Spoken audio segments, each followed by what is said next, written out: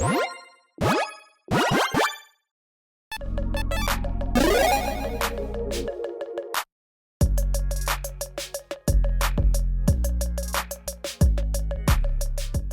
everyone, Mitch coming in from the Commander's Core Studio. Welcome to the show. Okay, so a lot happened yesterday at MTG Vegas, and some major announcements. I did try to take the time to just kind of think through what I want to say about this rather than making a episode right away, because obviously emotions are flying with yesterday. I mean, emotions are flying over the past couple of months in Magic with a lot going on. In a massive change. Magic will never be the same, and this game may not be for you. Let's jump into it. Aligning the universes, making all our sets legal in all our formats. That's a nice way of saying it, Aaron Forsyth. We recently announced our 2025 release calendar. It features a whopping 3 Universes Beyond sets to go along with 3 in-world Magic sets. That's a lot, in my opinion, and we'll talk about what in the world is going on with all this. So there's a look at that. I'll probably do an episode where I break down things a bit further on these types of sets, especially, 1, 2, and 3. No offense to these, but yeah, let's go. All right. Yikes, you may be thinking, that's too many direct-to-modern sets. No, that's not what I'm thinking. I'm thinking that's too many Universes Beyond sets, but that's just me. Okay. You'd be correct if that's what we were doing. To avoid that problem as well as solve a couple others, we changed how we design Universes Beyond sets, making them appropriate for all our major constructed formats. So starting in 2025, new Universes Beyond booster sets will be legal in all constructed formats. Just like you'd consider normal Magic sets like Bloomburrow, that's 6 new booster sets in 2025, all with identical legality. Okay, so that is a huge announcement that now Universes Beyond is going to be legal in every single thing moving forward. I'm trying to think of a format where it wouldn't be legal in. I don't know. Let me know in the comments below. There might be something out there, but yeah, previously, like Modern and Standard were immune from it, and now they are not. There you go. All right, what's Modern? Standard, at least. At the very least, Standard. Okay. Why bring Universes Beyond to all formats? We achieved several goals with this change. Money. No, let's skip that. Okay, here we go. Newer players that come to Magic through Universes Beyond can be properly pathed into smaller formats where their decks have a chance to be competitive. Veteran players should appreciate a reduction in straight-to-modern sets that have created more churn in that format than typical sets do. Our design team gets to do what they're best at. We have decades of reps making sets built for this default use case. Expounding on these points further. We know that Universes Beyond has brought many new players into the game by bringing their favorite stories and characters to life through Magic. While the Commander format does a good job of providing a soft landing spot for those who enjoy social play, albeit couched in a massive card pool, any players with an itch to try 60-card constructed Magic with their new cards would have to go right to Modern with over 20 years of card sets, or Legacy, which is even bigger. Standard, and to a slightly lesser degree, Pioneer, are much friendlier formats. 2 decks built from mostly a single set, and the new player is both more likely to see other players playing cards of their set and to see other cards and mechanics that could augment their strategy. So yeah, Standard and Pioneer would be the 2. With Modern Horizons 3 still fresh in veteran players' minds, it's worth saying that our deal rollout for straight-to-modern content is just that, the occasional Modern Horizons set. Trying to make many sets is difficult, and the landing strip is narrow, as you can see by the format dominance of the One Ring from the Lord of the Rings Tales Middle-earth, side by side with near-complete lack of impact in the format, Magic the Gathering Assassin's Creed cards. So from now on, Universes Beyond sets will go through the more typical life cycle of booster sets, with a lot of limited play at release and contributions to each constructed format and ratios appropriate to size of the format, thus reducing the churn of larger non-rotating formats. I mean, one thing that is not addressed here is money is the big driver on why they're doing all this. By actually, saying that these sets can go into Standard and Pioneer, obviously it means that they can do more of them in the actual year, essentially, and instead of having to put them in this kind of awkward way, they're like, oh, it's not an awkward way anymore. It's just that the cards, too many players out there, are now a bit awkward, not being, Magic. All right, moving on. As for the design teams here at Wizards, these are the exact kinds of products we are staffed to produce well. We get to apply our normal power level heuristics and leverage our future league for constructed testing. The cool part about doing this right after our switch to 3-year standard is the format becomes large enough now that players have a lot of freedom about what cards and what styles of decks appeal to them. The initial shock of Universes Beyond is well behind us at this point. I disagree with that. I like to think that the care we put into designing these sets is evident, and that playing with them has proven fun for fans of both Magic and our partners alike. For those reasons, I'm pleased to fully treat them like quote-unquote real Magic sets going forward and letting them be fun for everyone everywhere. I think the problem with that is not everyone everywhere agrees with that necessarily, and that, again, fans that are fans of, quote-unquote real Magic, again, Magic that isn't Universes Beyond, are kind of being left out in the cold at this point with this announcement and many of the previous announcements when it comes to the direction of the company with Universes Beyond. So again, saying that the initial shock of Universes Beyond is well behind us at this point, this is still, of course, incredibly shocking because now this means Universes Beyond is going to be absurdly supported now. I think, I can't remember the exact wording of it, but yeah, basically it's going to be like a 50-50 split moving forward, essentially, of Universes Beyond in regular sets. Details and clarifications. This change is purely forward-facing, pertains to sets releasing in 2025 and later. The format legality of existing sets such as Lord of the Rings, Tales of Middle-earth, and Assassin's Creed is not changing. This change was anticipated and all products were developed with these targets in mind. So yeah, I mean, again, if you've got a 2 to 3 year window of you developing these things, that means that you knew this was going to be coming for quite a long time. And then, yeah, just kind of right before the year also just kind of threw it at people. Yeah, because you wanted it, again, like you said, the initial shock is well behind us. But the initial shock's well behind us. You were designing these things with that in mind, again, 2 to 3 years ago when things were still quite shocking. Like, I mean, we are kind of far away from when The Walking Dead came out. I mean, it's been 4 years at this point. Yeah, that was still kind of fresh in people's minds. And still, many of these decisions are still. Okay.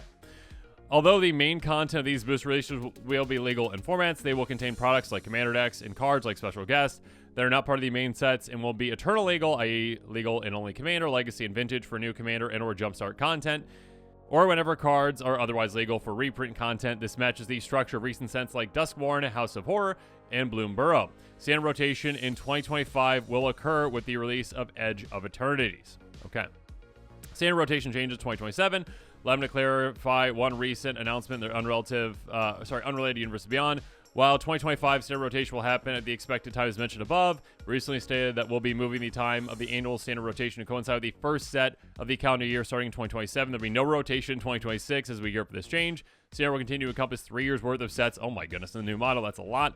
The imperatives for this change is purely for ease of communication. For example, as of the first release of 2027, card sets released in 2025, 2026, 2027 will be legal and standard. That pattern continues seamlessly in the future. The days of the large fall set being the reset point for the format are behind us. The pattern began back in 1995 as a bit of a self-fulfilling prophecy. But as we've been releasing similarly sized sets throughout the year for a while now, we found that nothing special about the fall, for we're opting for a more logical system overall. Note that this means Bloomberg and Duskborn and House of Horror will both be legal for slightly shorter than anticipated. Okay, so those are nice for standard players, obviously, in general. I think the big kind of takeaway out of this is that Universes Beyond is not only here to stay, but it is going to become more and more of a part of Magic, where, again, quote-unquote real Magic is getting pushed to the side because of that. Again, when you are bringing in something different like Universes Beyond, different IPs, you have to take away space from real Magic. And again, I'm saying quote-unquote real Magic. I know there's those out there that do really enjoy Universes Beyond. That's completely fine. But there's also those out there that do not enjoy Universes Beyond and don't really want to be a part of, main Magic. And now it is most definitely a part of main Magic that is here to stay and moving forward. And again, I mean, the fact that this is all just driven by profit is pretty disheartening. Okay, so we got a lot to discuss on this episode, and let's keep moving forward. So I just wanted to bring this up. This was posted over 4 years ago, and I think this was like a repost from back then. I think it's from cardboardcrack.com. Fantastic comics, if you haven't seen that yet. And this says, top left corner, let's read them. I attack with SpongeBob. In response, I tap Kylo Ren to use Force Choke. Then I Repulsor Blast with Iron Man. Elsa shoots ice shards at Iron Man. I tap Whopper to give Iron Man +2/+2. I counter by going sicko mode with Travis Scott. What game are you playing? Magic the Gathering, duh, don't you know magic when you see it? Again, parody has become reality at this point. Literally, SpongeBob was just announced as a secret lair. If you didn't see that, yeah, that's going to be a thing. So yeah, SpongeBob, Iron Man, are all already cards that are going to be in Magic the Gathering. I'm sure Travis Scott will be at some point, and we're going to have a Burger King Whopper at some point too. And Elsa, Kylo Ren. All these things are going to happen at some point. Again, parody has become reality.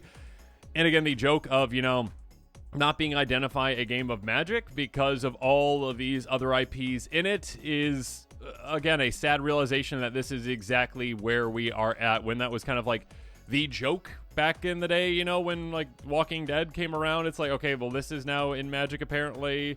What else is going to be happening? And Wizards really has gone pretty crazy with this. So with all this, let's talk about some more things from the past, essentially, and what was previously said. And now Wizards, I guess, walking back some things with these announcements and just kind of like where they are moving forward. Let's go. Magic Voyages to Universe Beyond back in 2021. So nearly 4 years ago at this point. Wizards of the Coast posted this. Earlier today, we revealed an exciting expansion of Magic the Gathering into the Realms Universe Beyond, a series that combines the gameplay Magic the Gathering with worlds, characters, and stories that are cherished by millions of fans around the world. Among those worlds are the expansive universe of Warhammer 40,000 and Lord of the Rings, with other sets to join as our universes beyond expands. This expansion of the Magic system to other universes is exciting and new, and certainly raises questions for many of our long-standing fans. So today we're going to answer many of those questions as we look forward to Universes Beyond, released in 2022 and further. And again, when it comes to them, again, when they make sets, they're making them many years in advance, right? And they did say that they had this planned for a while, right? So those sets, the new sets, were made with all this in mind. And yeah, this has kind of been the plan from the get-go, it seems like. Universe Beyond will act as a brand within Magic the Gathering, existing in addition to and alongside our existing line of products. Universe Beyond came about thanks to a simple thought. If we can expand our story beyond the game system to things like comics, novels, and other games, then surely we can expand the game system to let players explore worlds outside the worlds of Magic. Yeah, also simple thought, like, how do we make money with other IPs? We are all fans of these other universes. Many of us imagine what it might be like to play a game of Magic with Gandalf the Grey, sketched out how we might translate the One Ring to Magic, or wanted to build a deck around the Mighty Space Marines. In many ways, Universe Beyond is us living out those dreams of our own. I would ask, like, in reverse, if a fan of another universe, let's say Star Wars, happen to have, like, Jace just show up in one of the movies, would that be a bit weird? I think that'd be a bit weird. So yeah, I think kind of the reverse is true as well. All right, but we also hope the Universe Beyond will bring the game we love to more people who might not have otherwise found us. We hope fans of these worlds and characters will find our game through Universe Beyond, and we hope that they'll stay a while and become part of our amazing community. I think overall, my problem with all this, Universes Beyond in general, and just kind of the real big push for Universes Beyond is, again, kind of forcing that on to the players that have been with you for the longest time, and then also kind of ignoring the feelings of the players that have, again, been with you for the longest time. You're prioritizing the new players completely over the old at this point, it seems like, again, and trying to just bring in again, I understand the term gatekeeping and that kind of stuff as well. I think that's a very PR term to try to combat people saying that they're being greedy for trying to expand into this, that, and everything while they're also diluting their brand. And I do understand that people can feel that way about, gatekeeping and not wanting every single person in the world to play Magic. It's not that people don't want every single person in the world to play Magic. It's that Magic is something to many players out there, and this is diluting and making Magic into a parody of itself to many people out there. So it's not about keeping other people outside the game. It's about keeping Magic, again, quote unquote, pure Magic. Okay? We know you're curious about Universe Beyond. We can't answer everything you may be asking. We are thrilled to set the table on a number of topics today. First, Universe Beyond will be branded slightly differently, having a specific look. We all know about that, the hollow stamp, okay? Stamp looks familiar. Cool, yeah, Walking Dead, great. All right, on that note, Universe Beyond products will generally be sold in all Magic channels. These aren't strictly singular products. The Commander decks, for example, will be everywhere. We sell Commander decks, Lord of the Rings product as well. We may occasionally do associated Secret Lair products related to the main release. Occasionally, huh? Like the Secret Lair Godzilla lands and Ikoria, Lair Behemoth comes out. those were completely fine when it comes to things, because again, those were like alt arts on there compared to some other things. There will also be the occasional standalone product like Walking Dead, occasional intention, but the intention is to typically make Universes Beyond as available as any other product. That said, Universes Beyond cards will not be standard legal. Not be standard legal. Okay. We strive to make Magic cards that are widely useful, but Universes Beyond will be above and well beyond our normal standard releases. So nothing much is changing with our normal cadence of releases for standard. This is purely a cool thing we're doing, in addition to all the other cool things we're already doing. Again, seems like a complete 180 on this, because, yeah, now you've completely changed up everything where the focus is, again, 50-50 moving forward. Literally, standard sets, which are now also, standard Universes Beyond sets as well. 3 next year. 3. My goodness. And we'll jump into those. Actually, I'll go back really quick just to kind of show off one thing about that. So again, they talked about we're going to have Marvel sets as well. Get ready for a lot of them, because, again, it's not just like one Marvel set. It's not one Marvel set that is, again, just all-encompassing in one. It is literally Marvel Spider-Man, which means that the next year, we're probably going to get Marvel X-Men, which means that the year after that, we're probably going to get Marvel Avengers, which means that the year after that, we're going to be getting Marvel all the things, essentially, right? It's like literally splitting, which I already killed again. It's like splitting Final Fantasy into like, all right, this could be Final Fantasy 1, Final Fantasy 10, Final Fantasy 7, all of those, every single year getting a different one. My goodness. Okay. Again, the parody has become real. All right. To that end, it's worth noting that the upcoming Magic set, Adventures of Forgotten Realms, not part of Universes Beyond. Yeah. Okay. Goodness gracious. For now, we're reserving the Universes Beyond branding for worlds outside those built by Wizards of the Coast. As to whether Forgotten Realms is now canonically part of the Magic Universe, the answer is no. Change our minds. Okay. Finally, fans who have seen us try out a variety of treatments for cards featuring characters from other universes might wonder if we're utilizing the treatment from Ikoria Godzilla cards, existing Magic cards skin with the alternative universe, or the treatment used for Walking Dead alternative universe cards stay on their own. The answer is both. But they're doing this the second one now, essentially. Yeah, all essentially. I think they abandoned the Godzilla one, basically. I mean, it depends on the product. It really depends on the product, for the most part, though. All right, Universes Beyond represents an exciting, new, and yes, different take on Magic. We're excited to geek out over some of our favorite stories, characters, and fandoms alongside of you, and we look forward to sharing more on Universes Beyond as we get closer. Again, I think that the big thing is, again, this giant departure where, again, you think you're, at least in one format, is safe from Universes Beyond, and now there is literally no avoiding it. And we'll jump into some things that, again, one of the faces of Magic that many reach out to and have discussions with. And again, I'm very appreciative that Mark Rosewater has discussions online with the Magic community. But again, let's just jump into it. Okay, Blogatog, Mark Rosewater's blog. Now, I try to highlight the parts that Mark actually says, because Blogatog does just blogs in general sometimes are just weird on like who asked the question, and then also like who actually responded. So I'll highlight Mark's part once we get to it. Good afternoon. I'd like to share a perspective on UB and competitive Magic. In a previous answer, you said that UB cards were something customizable, that you didn't have to play with them if they don't appeal to you, and that's true. What that doesn't take into account is competitive meta and the necessity of various cards. I think the One Ring is a good example. For a massive majority of modern decks, you can significantly improve almost every deck with copies of the One Ring. If you're running an artifact-oriented deck or a control deck, you are actively hindering your deck by not playing it. So for an audience that has been invested in formats like Modern, who are faced with this power, what are they supposed to do? Personally, I don't mind when my opponents play Universes Beyond cards, but for players who do mind that, if they're in the same Venn overlap, they can't exactly tell an opponent in a high-stakes match to please play something else out of principle. Thank you for listening, by the way, to all these various voices. I know that Marvel and comics mean as much to you as Magic does, and also I know that you're going to get a lot of players who aren't going to be as kind to their opposition in Universes Beyond. There's little middle ground at this point in Magic's present for how Universes Beyond has impacted the game, but I hope that we as a player base can maintain an open perspective of personal wants versus the larger schema. Fair enough. This is what Mark's response is. I believe when you play competitively, you accept that you'll be playing with people that are prioritizing efficiency of mechanics over creative execution.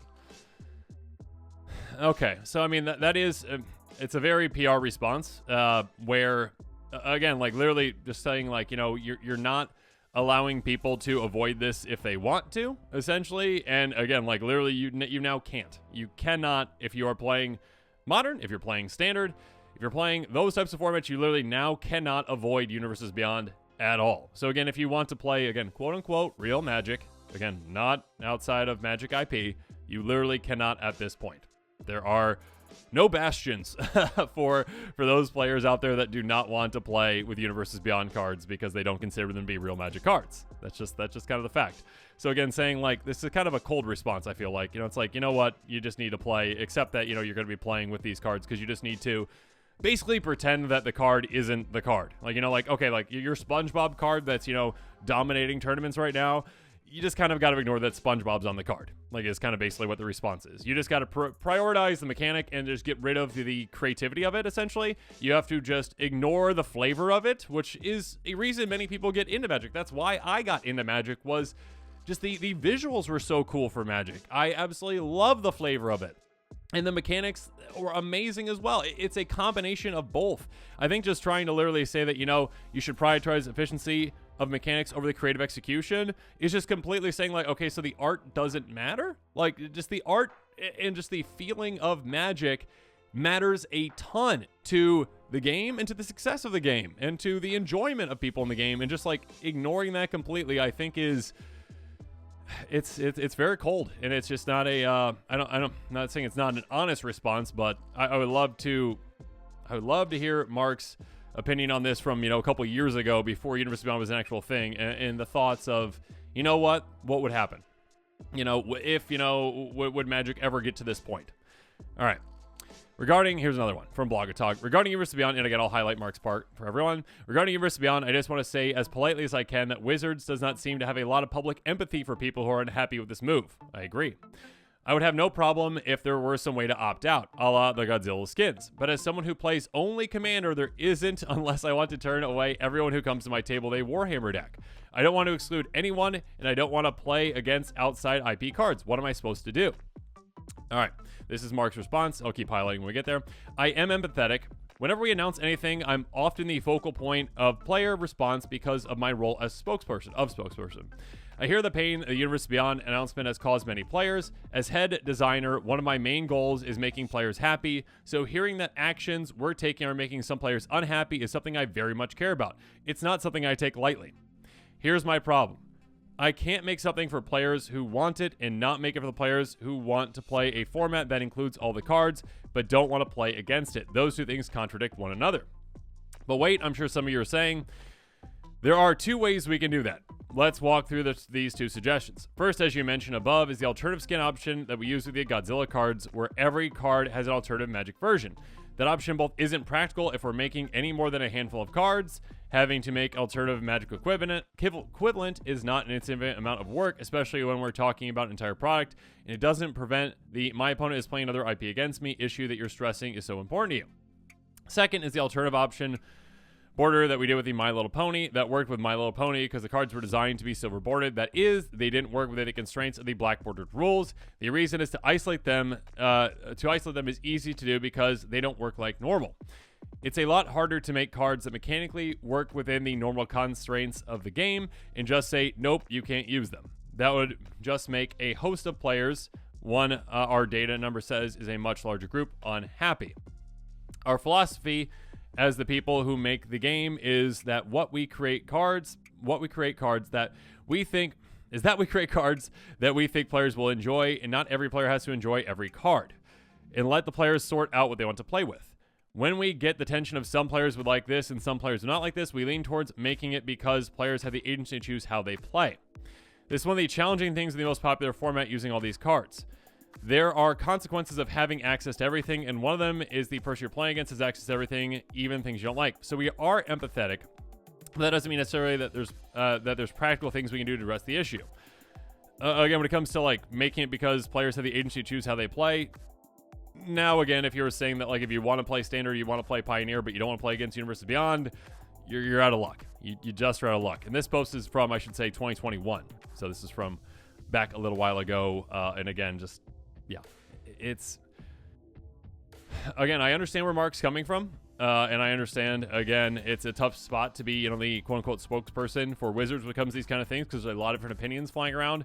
But I do feel like there's not really a lack of there is a lack of empathy when it comes to players that do not appreciate the flavor of Universes Beyond being thrust into Magic, and now it just being Magic at this point. Like, moving forward 2025, it is now just Magic. It literally just is. Again, being half the sets is a pretty ridiculous notion from where we were at 4 years ago, 5 years ago. Like, if you would actually tell someone from that, there's no way they would believe that this would be happening. All right, another post. If Universes Beyond is additive, as you said a few days ago, then why not make an additional format rather than forcing a change to standard? The psychographics are about the different ways you can psychologically approach the game. This is from Mark. If you're a Spike, you're about proving what you're capable of, which often means winning, but not always. That means you focus on picking the best card for the job at hand. That's going to be dictated by card power and not creative decisions. Whether you like a creative execution, be it in Universes or Universes Beyond, or simply isn't the deciding factor. If you're a Timmy Tammy, you're about experiencing something. That means you pick the cards that best create the experience you want. If creative choices are a big part of that experience, then you'll prioritize choosing cards that match what you want for your deck. If you're a Johnny Jenny, you're about expressing something. Your card choices are about saying something about who you are. Creative choices are important to you. It will impact which cards you play with.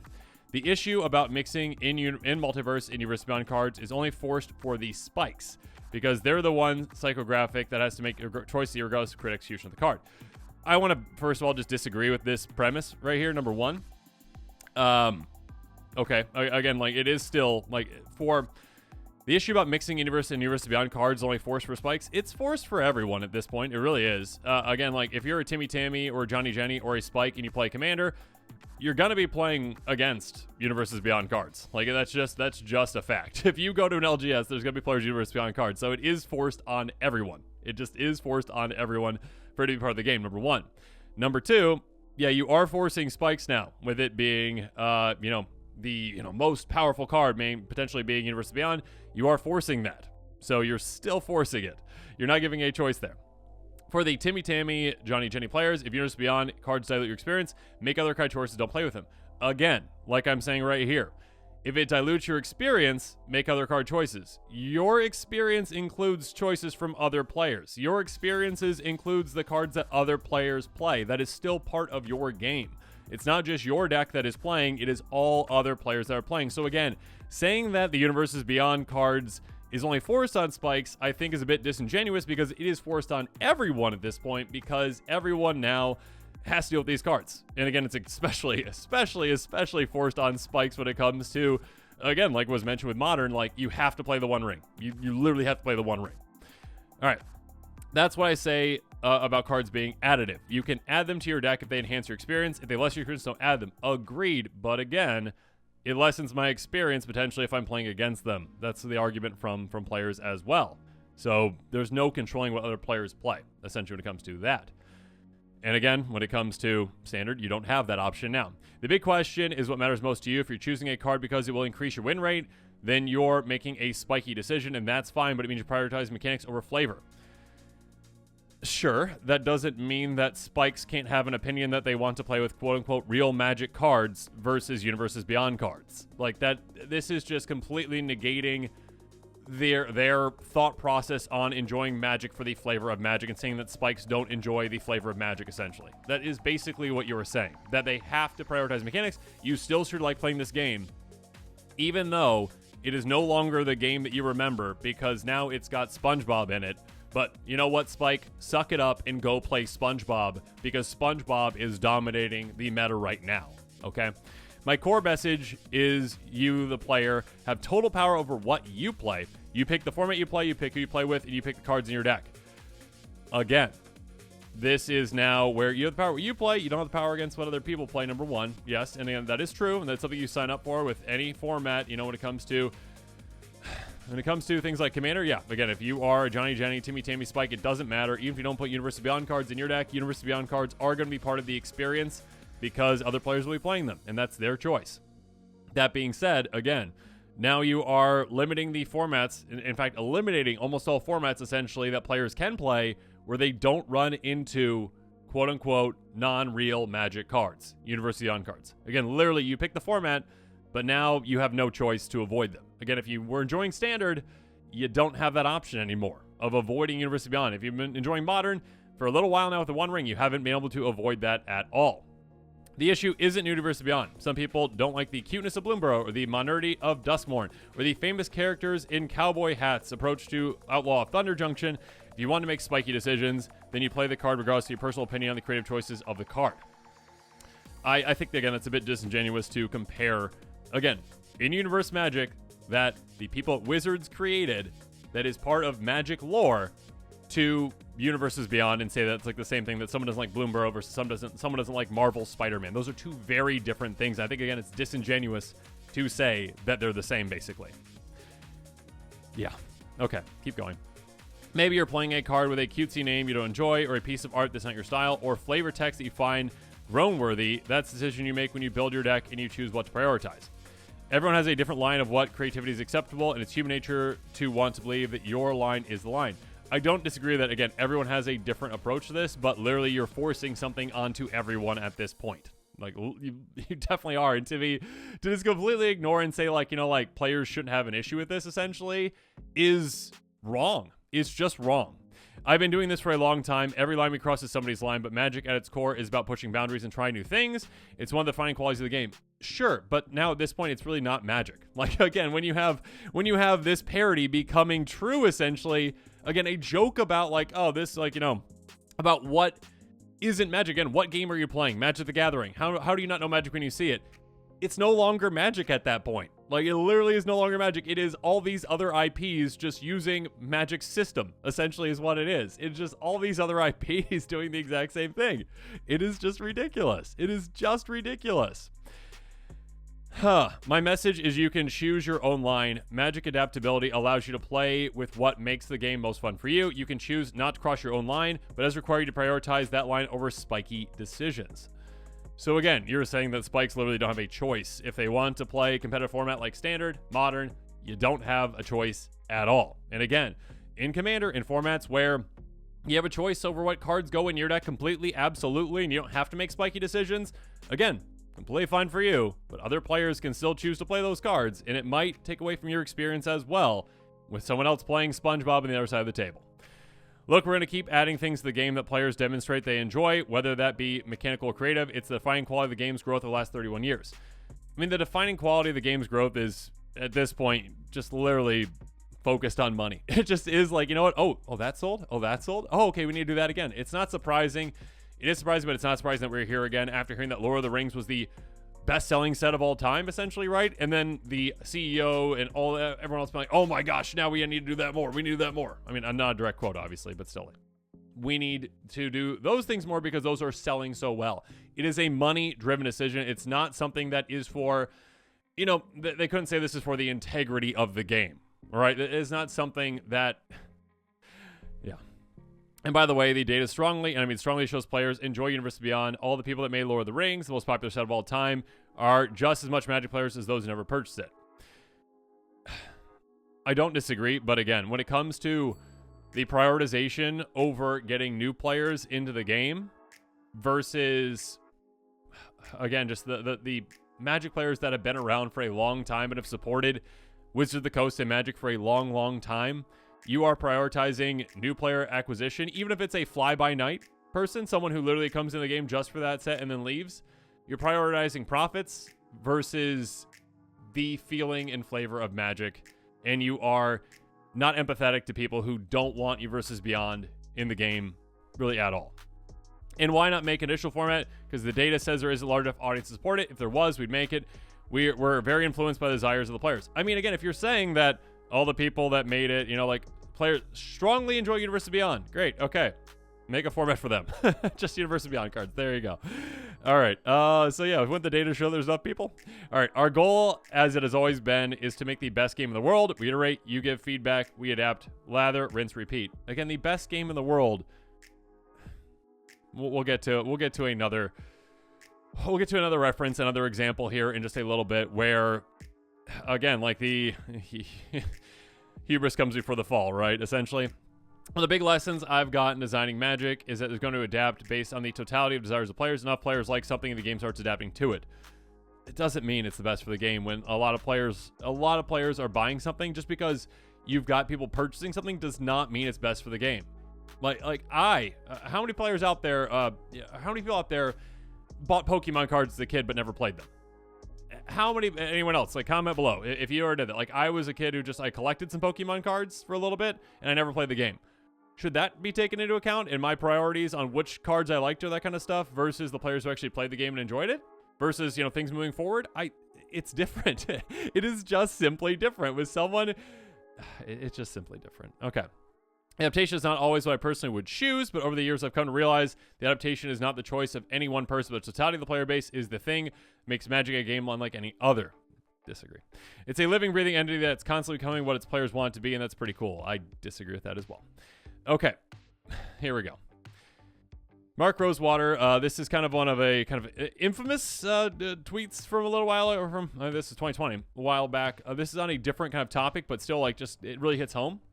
I've gotten a lot of comments today on Unsanctioned, and I want to say something. The full art lands are a sweet dessert. They aren't the main course. Unsanctioned is for players who love uncards. If it's not your cup of tea, this might just not be the product for you. This is like the kind of main phrase that's been thrown around over the past couple of years. Like, whenever Wizards do these things, it's just not the product for you. Like, not every product is for everyone. That's understandable. But now, at this point, we're getting this format is not for you, and just in general, this game is not for you even, really. Yeah, the theme of, here we go. The theme is this product is not for you. Oh, there we go. Back up real quick. The theme of this product is not for you is not great. Magic used to be about something for everyone. Please go back to making inclusive products, not all or nothing products. The standard legal sets are that, and we'll be still making those. We're making more supplemental sets, and those are aimed at smaller audiences.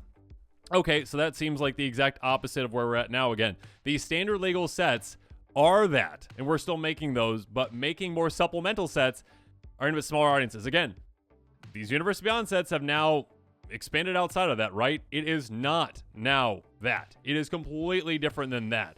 They are not seen as supplemental for small audiences. These are now standard. These products that are not for everyone are now part of things that they previously were not a part of. This product might be for you. This format might be for you. This game might not be for you.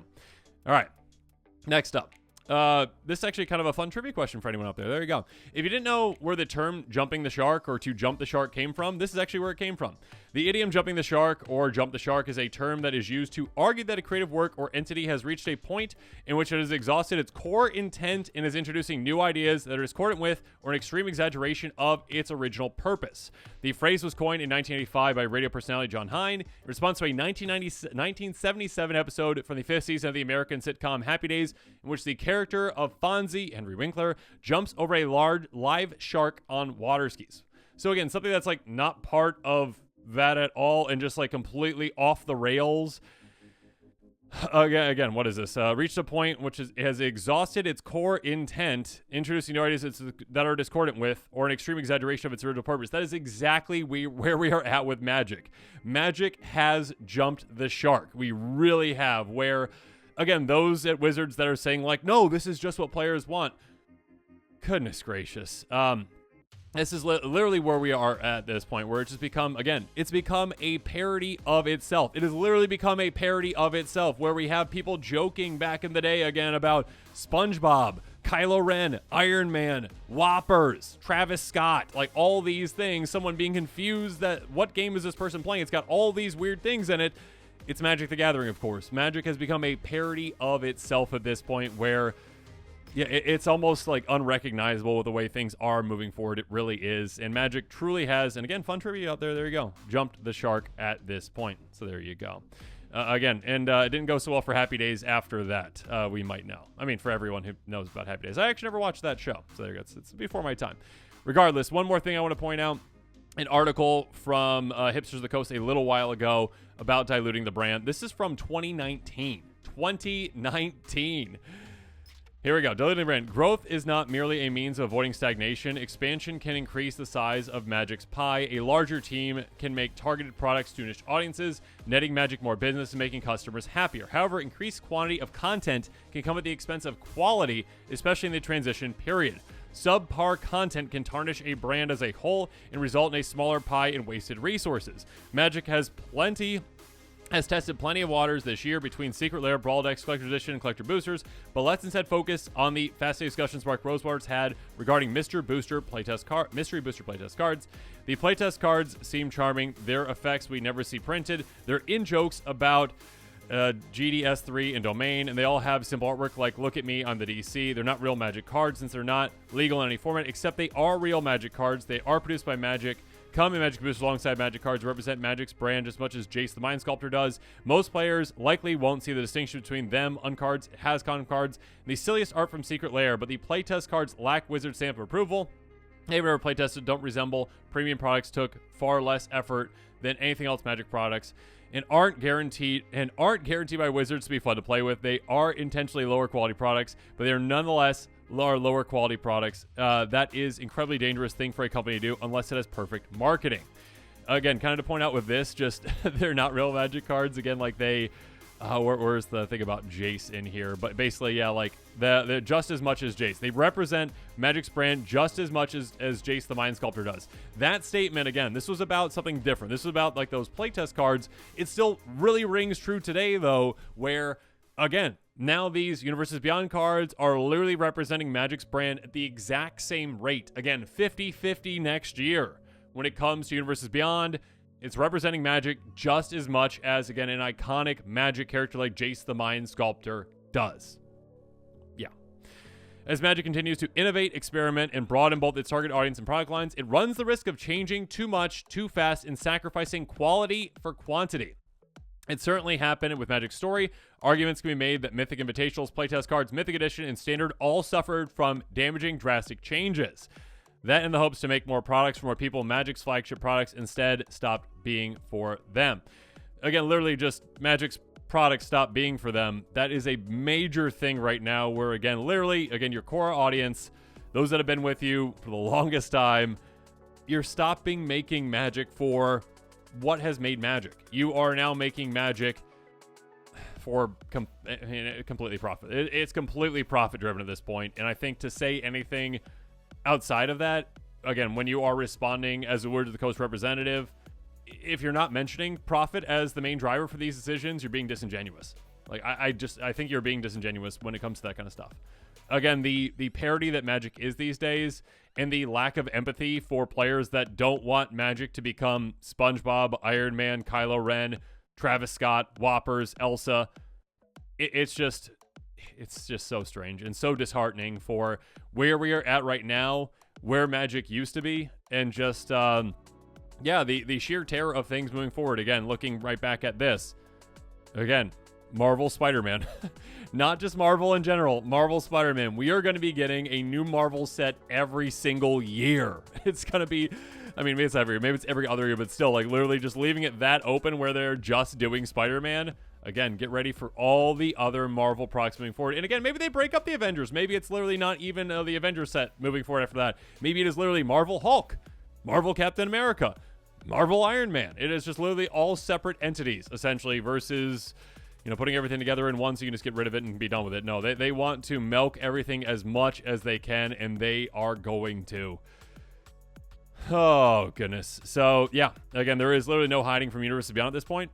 If you didn't want to play with it or against it, you can't do that these days. It's now in Standard again, even though previously they'd said, like, don't worry, it's not in Standard. It's in Standard now. So, I think, again, just to kind of leave you on one final note, I do think that Wizards has really jumped the shark. I think we are living in a parody universe at this point. This is the darkest timeline, again, community fans out there, and that's kind of where we're at right now. Again, obviously I understand there's different opinions on this kind of stuff. There's people who really enjoy Universes Beyond, and it's completely fine that you enjoy that. I just don't think it's a good direction for the company. I don't think it's a good direction. I understand there's profits right now. I just think long term, again, Magic is becoming like the Fortnite, essentially. Magic is becoming the Fortnite experience, well, I can say not just the Fortnite. I know it's called Fortnite. But no, Magic is becoming Fortnite. Magic is becoming something that it never was. Again, we had alternative arts to things, but now it's literally just your cards are these. You literally have to play these cards in a format like Standard, in modern, in quote-unquote serious formats, right? Like, you have to play these cards that are ridiculous in serious formats. Oh my goodness. So yeah, let me know your thoughts on all this in the comments below. Again, I understand that that people have different have different takes on this. Everyone, please be respectful in the comments below. There's absolutely no reason ever to harass anyone online, ever. So no one should be harassed, no matter if you agree or disagree with these decisions. Do not reach out to anyone, harass them online. Constructive criticism, constructive feedback, constructive conversations, only please. And with that, this episode is coming to a close. Comment below with your thoughts on it. And of course, as always, thanks again and have a good one.